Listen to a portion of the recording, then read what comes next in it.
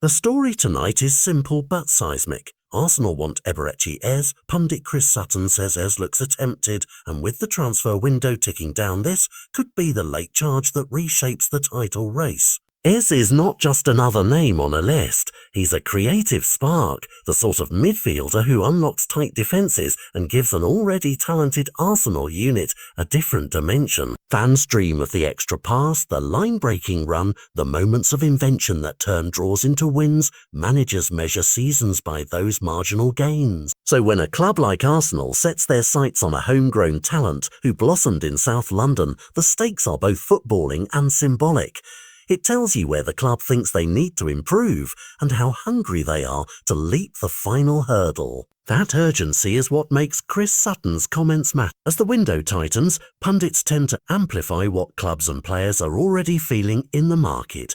Sutton's view that Eze's head has been turned feeds a narrative of momentum. The idea that a player's ambition and the pull of a club can accelerate moves faster than money alone. Put another way, when a respected voice suggests a player is ready to jump, it doesn't create the story so much as reflect a shift that's already underway behind the scenes.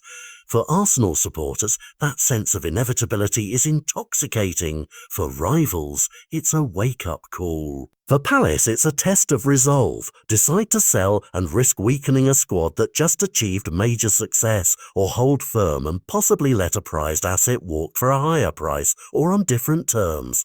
But football transfers live in the concrete details as much as in the drama. Reports have repeatedly flagged a large release clause attached to Eze's contract, a figure widely quoted in the press and central to how this window plays out. That clause gives suitors a clear benchmark, but it also creates a deadline dynamic. Activate it now and you can force a move. Wait and negotiating power shifts back to Palace. At the same time, Arsenal are not a blank cheque this summer. Sporting director decisions and the club's wage and transfer calculus mean signings are often tied to sales. Names such as Leandro Trossard and several fringe players have emerged in reporting as potential departures to help balance the books and unlock a move. That juggling act, balancing squad depth, funds, and the manager's immediate ambitions, is exactly what makes the next few days so pivotal. If Arsenal can clear room, they can be aggressive. If they can't, the window's clock could close on their preferred target.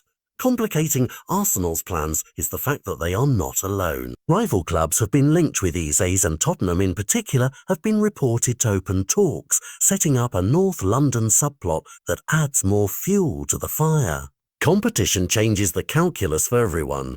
It can push Palace to demand a higher fee, it can pressure Arsenal into a quicker bid, and it can make the play away not only money and minutes, but the competitive pathway each club promises. For supporters who love the narratives, academy returnees, local talents moving to bigger clubs, transfers that tilt local rivalries, this has everything.